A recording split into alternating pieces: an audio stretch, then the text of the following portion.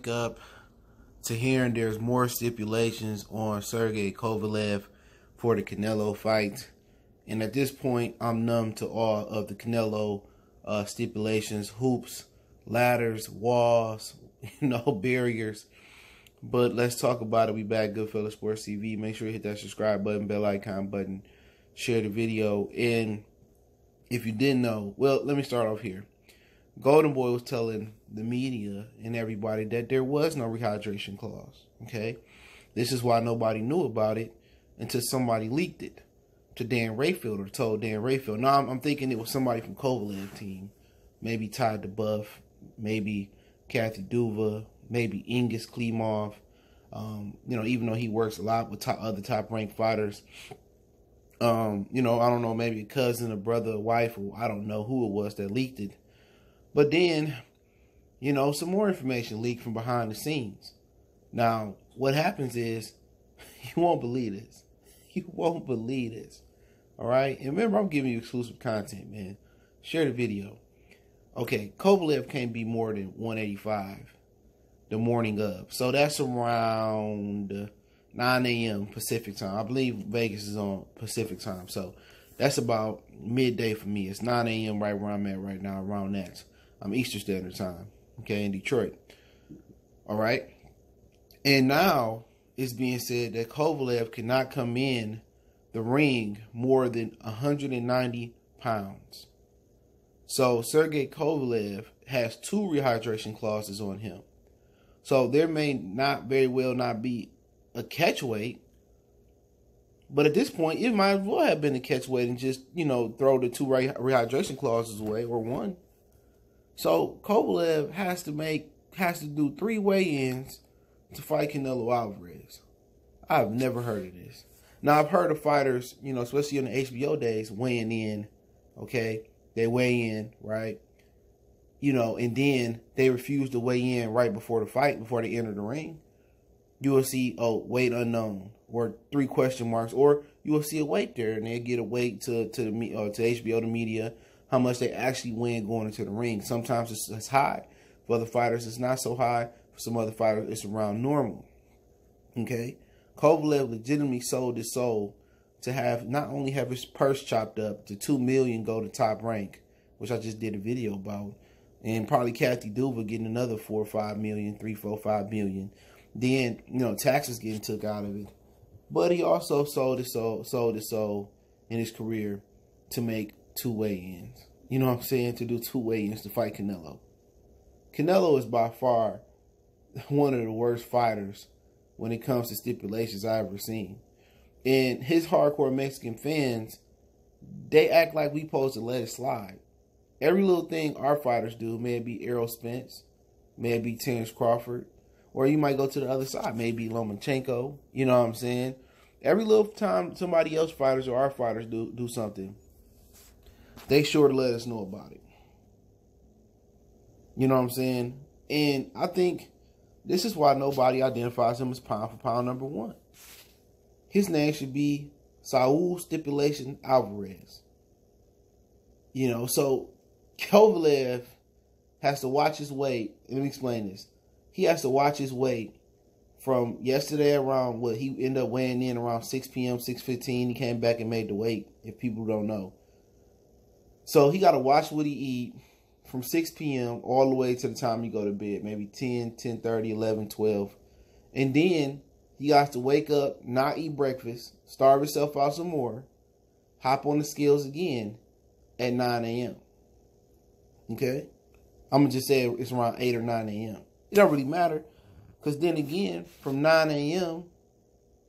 to fight time, which is around 9 Pacific, 10 Pacific time, he can't weigh more than 190 pounds. So he can't put 5 pounds. He can't put more than 10 pounds on leading up to the morning of the fight. Then he only could put 5 more pounds on after the morning of the fight. So if he got to eat lunch. He got to eat breakfast, lunch, and then he might have to go for a jog before the fight. Can you believe it? So he can't rehydrate more than 15 pounds. You know, no more than 10 before like 9 a.m. and no more than right before the fight. And this is who people call the second best Mexican behind Chavez Jr. This is who people say that should be pound for pound number one. You know, this is outrageous. This is by far worse than Rigondeaux, Lomachenko making Rigondeaux move up 2 weight classes when he started off at 118. This is by far worse than anything Floyd Mayweather did and stipulations he put on people. This is by far worse than anything Manny Pacquiao did. The catch weight with Cotto, the catch weight with Margarito. Canelo making sure he putting the safety locks on this one. Kovalev don't have a chance. And at this point, it's no point to watch this fight. Even the Romero Dunno fight, I feel, is fixed. In my opinion, because they just gave Ryan Garcia a new contract. Unless the contract says if you lose Romero Dunno, then, you know, the contract is voided. You think they're about to invest a whole bunch of more money in Ryan Garcia and him lose to Romero Dunno? You know what I'm saying? I'd rather just watch the UFC fight, but I will watch this fight. Well, Kovalev going to be a drained, dead man. He going to be one of those zombies from the Michael Jackson Thriller movie. You know, and then here they go shaking hands, taking selfies. They just got, like, set up on him, man. At this point, I just think I'm just not going to pay attention, you know, to Canelo fight. This fight has zero buzz. People say it was a UFC and all that. But at the same time, they don't promote the fight. Nobody was at the weigh-in. Everybody know Canelo a joke. Canelo's the biggest joke in boxing history. I'm sorry. He is. You know, at least in Mexican history. And Eric Morales was right to blast him. And then he has this promotional company lie about the rehydration clause. Like they lied about, oh, it wasn't the same day weigh-in. It wasn't the same day weigh-in on Danny Jacobs. Remember they was lying saying that? Oh, no, it's not us. It's not us. The IBF rules said this. The IBF, no, bro, the IBF rules said if it's a unification bout, you know, if it's a unification bout, there's no same day weigh-in. And they lied about that. So, you know, it is what it is. But, you know, they're going to ignore this video. They're going to thumbs down the video. Oh, I'm a hater and this and that. And Floyd did this. Floyd ain't never did no shit like this. Canelo is a grade A punani. Canelo is a fraud. And we all know it. You know, and I'm going to get into something else that's real touchy-feely in the next video. It'll take a minute to come out. I just upload it, just doubled up. But, you know, Kovalev, I ain't mad at him. You know, he enjoyed to get a 8-figure payday, which ain't really an 8-figure payday. It's going to be a 7-figure payday after, you know, Kathy Duva and Bob Arum get done running a train on him. You know what I'm saying? They going to make more money than him off the fight.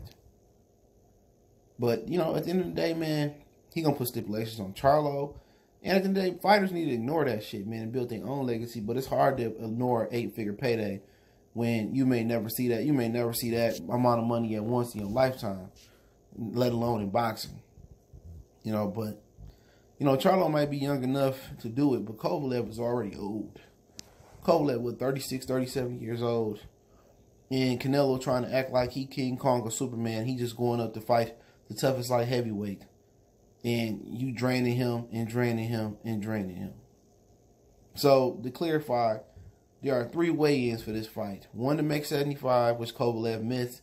He came back to make the 175-pound limit like 10 minutes later. There's a weigh-in this morning at 9 a.m. I believe it's at 9 a.m. Don't quote me on that. Kovalev can't weigh more than 185. And right before the fight entering the ring, Kovalev can't weigh more than 190 is what I'm being told. So, you know, it is what it is. Let me know what you guys think. Don't forget we on Facebook, Instagram, Twitter. Reach out to the email if you have a business question, inquiry, sponsorship, video request. Quickest way to get in touch with me is the email or Twitter. But hey, you can ask me questions, video requests, whatever the situation may be on any platform. It may take a little while to get to it. Don't forget, you don't forget you can make a donation on the description. Best way to donate is share the video. And let me know what you guys think about this. One time for the one time, Goodfellas Sports TV. Appreciate the love, support. Please share the video. We gone.